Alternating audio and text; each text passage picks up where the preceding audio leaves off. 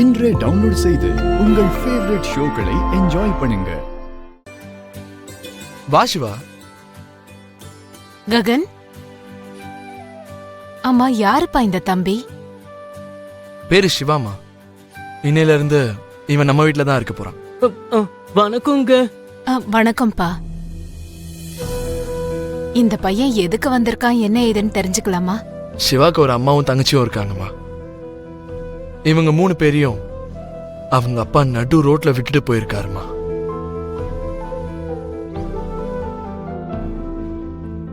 நம்ம கதை தான்மா.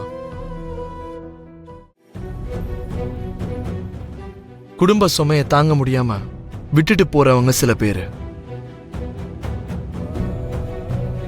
வேற ஒரு பொண்ணு மேல ஆசைப்பட்டு பணம் காசு சொகத்தெல்லாம் அனுபவிக்கிறதுக்காகவே விட்டுட்டு போறவங்க சில பேர். இன்னும் வேற வேற காரணத்துக்காக குடும்பத்தை எத்தனை பேர் விட்டுட்டு போயிருக்காங்களோ தெரியலமா. என்ன மாதிரியே அவன் கூட அம்மாவையும் தங்கச்சியும் காப்பாத்தணும்னு நினைச்சிருக்கான். ஆனா துரதிருஷ்டவசமா சிவாக்கு பாரமா இருக்க கூடாதுன்னு அவங்க அம்மா தங்கச்சியை கூட்டிட்டு எங்கேயோ போயிட்டாங்க.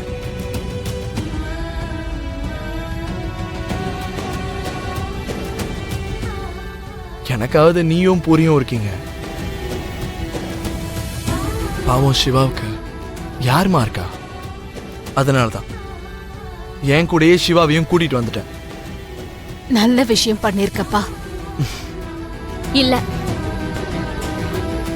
அண்ணன் நல்ல விஷயம் பண்ணல. அண்ணா பண்ணது எனக்கு எதுவுமே பிடிக்கலமா. பூரி, ஆமா, நீ கோவப்பட்டாலும் அடிச்சாலும் திட்டினாலும் நான் இதை தான் சொல்வேனா? எரும மாதிரி நல்லா தானே இருக்க. வெளியில போய் ஹாஸ்டல்ல பாத்திரத்தை கழுவிட்டு பழைய பட ஹீரோ மாதிரி கரஸ்ல படிச்சுட்டு முன்னேற வேண்டியதானே. போ தம்பி. பூர்ணி, சிவா, விடுங்கம்மா. நீ இரு. சிவா உனக்கு இங்க இருக்கிறது ஏன் பிடிக்கலன்றத ஒரே ஒரு ரீசன் சொல்லு. நீ சொல்ற ரீசன் என்ன கன்வின்ஸ் பண்ணுச்சுன்னா சிவாவை நான் எங்கேயாவது வெளில ஹாஸ்டல்ல தங்க வச்சு நான் அவனை படிக்க வைக்கிறேன். இந்த பையனுக்கு நீ அடைக்கலம் கொடுத்தது எனக்கு பிடிக்கலனா? என்னது, ஒரு ரீசன் சொல்லணுமா? அதான் பூமிக்கு அடைக்கலம் கொடுத்தல, உன்னையும் எட்டி உதைச்சிட்டு எல்லாரையும் அழ வச்சுட்டு போயிட்டா. இது பத்தாதா நமக்கு?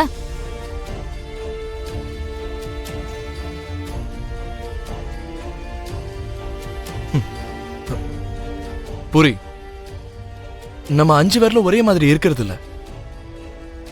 எல்லாரும் ஒரே மாதிரி இருப்பாங்கன்னு நீ எப்படி எதிர்பார்க்கலாம்? இங்க பாரு, ஒருத்தரோட கம்பேர் பண்ணி இன்னொருத்தரை சந்தேகப்படக்கூடாது. அது ரொம்ப தப்பு.